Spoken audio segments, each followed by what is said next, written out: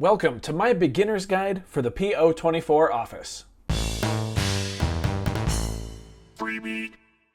Hey, how's it going everybody? Welcome to Freebeat, where I post new music-related content every single day, so if that sounds good to you, hit that subscribe button, ring that notification bell, let's get started. So this is the PO-24 office, a pocket operator from Teenage Engineering. This just so happens to be my absolute favorite pocket operator model because of its quirkiness and, well, maybe just because not too many people use it. But I do know that for the past year and a half or so, however long I've been making videos on the Office, people have slowly started to pick them up. So I figured I would make a beginner's guide for the Office to show you guys how you can get started jamming as fast as possible. So much like the other pocket operators, most of the basic navigation button combinations are pretty simple. To select the sound that you'd like, first, press 1, figure out the sound that you actually want to select. Let's pick this one. Then hold sound and press the corresponding button. Now we have sound number 7 selected. We can still play the other sounds, but when we put on write mode, it's sound 7 that we are inputting into the sequencer. Speaking of the sequencer, we can sequence up to 16 different patterns. To change between those patterns, it's as easy as holding the pattern button. We'll see that slot 1 is flashing, meaning that we're on pattern 1. To change the pattern, just click on whatever pattern you'd like to switch to. Let's say number 10. There we go, just like that. We can also chain patterns during playback. To do that, we simply hold down the pattern button and press the patterns that we'd like to chain. You can chain one pattern multiple times as well. For now, let's hold down pattern and press number 1. I'm going to show you how to make a basic groove on the PO-24 Office. We're going to start by pressing sound 9. This is going to be as close to a kick drum as we're going to be able to get on the Office. You'll notice by turning knob A, we can change some parameters about our sound here. For a kick drum, I like to keep knob A around 23 or so. Knob B also changes parameters. I like to keep knob B around between 10 and 20, we'll say. Now that we know what we want our sound to sound like, let's select it by holding sound and pressing number 9. So now let's go ahead and sequence our kick drum sound onto steps 1, 5, 9, and 13, or beats 1, 2, 3, and 4 of our measure. Remember, on the pocket operators, the 16-step grid represents 16 beats of a measure. 1E and 2E and 3E and 4E and. So to turn on write mode, we're going to press the right button. You'll see the right icon comes on the screen. We're going to place our kick drum on beat 1, 2, 3, and 4, or steps 1, 5, 9, and 13. Let's press right again to turn off write mode and have a listen. Sounds like my tempo's a little quick, so I'm going to tap the BPM button until it says 120. I think that's a solid tempo. If you'd like to fine-tune your tempo, you can hold the BPM button and use knob B. Whenever you tap BPM, it cycles between 80, 120, and 140. Again, I like 120. There we go. To change the parameters of whatever sound you've selected in real time, you can simply make sure that the sound you want to change is selected, sound number 9. Press play. With write mode off, hold the right button, and then turn the 2 knobs.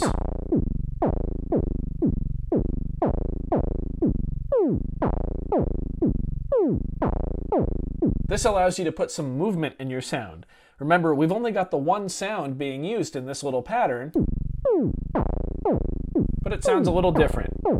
For the sake of simplicity, I'm going to make all 4 notes the same, just by getting the sound to where I want with the parameter knobs and then letting it play through a whole measure.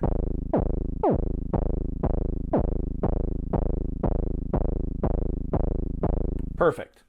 Let's find a hi-hat. To select a different sound, first make sure that write mode is off. Let's look for a good hi-hat sound.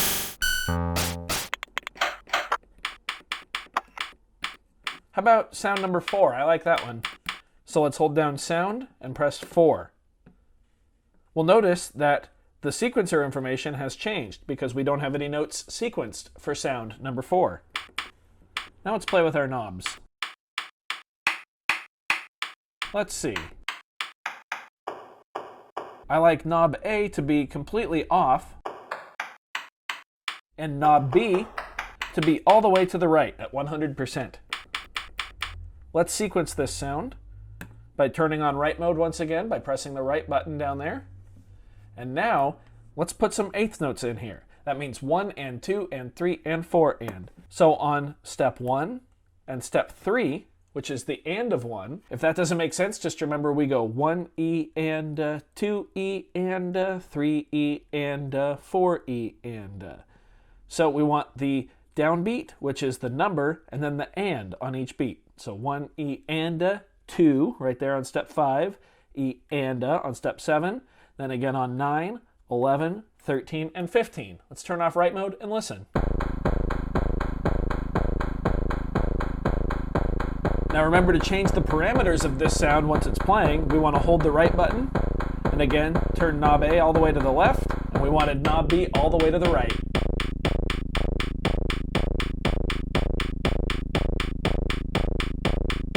Starting to hear a bit of a groove come together. Now, again with right mode off, let's find a snare drum.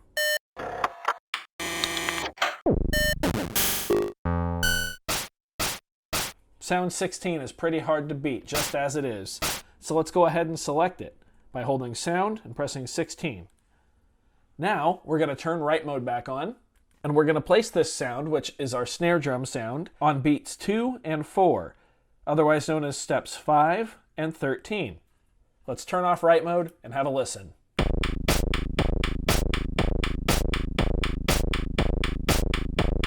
Again, if we want to change the sound of our snare, just make sure it's selected, hold right mode, and use the 2 knobs.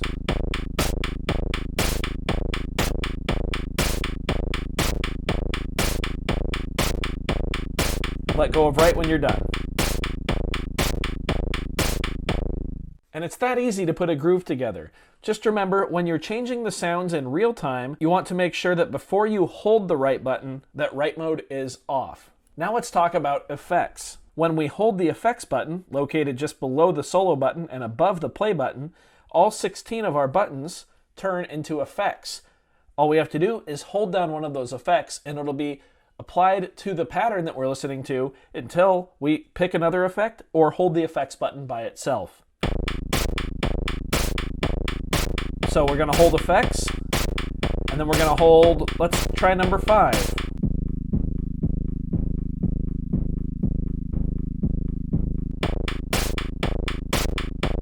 You can see it went away when I let go of pad number 5. Let's try number 9. Nice. Now, if I let go of the effects button and let go of number 9, the effect stays on there until I hold effects again. You can do this with all 16 different effects, and you can have them stay on as long as you'd like. You can also do multiple effects in a pattern, not at the same time, but you can do something like this.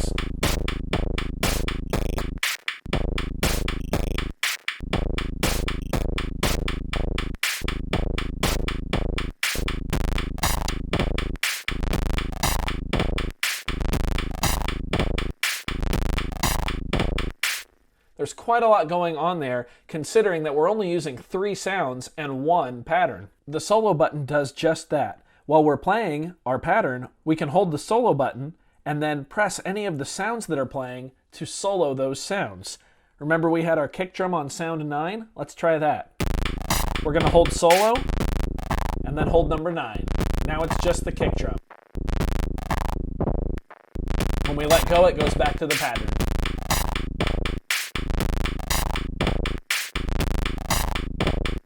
And finally, if you'd like to copy your pattern into a new slot so you can keep working on it in different ways and expand it and make a whole song, it's pretty easy. First, hold the pattern button and make sure that you've got the pattern selected that you want to copy. Then let go of the pattern button, hold the right button, hold the pattern button. This will copy the selected pattern, in this case number 1, and then click where you'd like to paste it. Let's just go to slot 2. Now we can release. When I hold down the pattern button, we'll see that slot 2 is flashing because that's where we are now. And our pattern has been successfully copied. To delete a pattern, it's the same as the previous step, but instead of holding right in the pattern button, we hold solo in the pattern button. So we find the pattern that we want to delete, let's say number 2 there, which is flashing. Then we hold solo, press pattern, and just like that, pattern 2 is blank once again. We can go back to pattern 1. There we go. So there you have it, a basic beginner's guide for the PO-24 Office, the quirkiest of all the Pocket operators. Hopefully this was enough to get you guys going with a basic jam and arm you with enough knowledge to start having fun on your own. Of course, if you do have any questions, feel free to leave those in a comment down below and I will get back to you. If you did enjoy this video, please go ahead and leave a like on it. If not, you can leave a dislike, that's okay too. Doesn't hurt my feelings, just makes me try that much harder next time. Either way, be sure to hit that subscribe button, ring that notification bell. Thank you so very much for being here. Thanks for watching. We'll see you next time. Bye.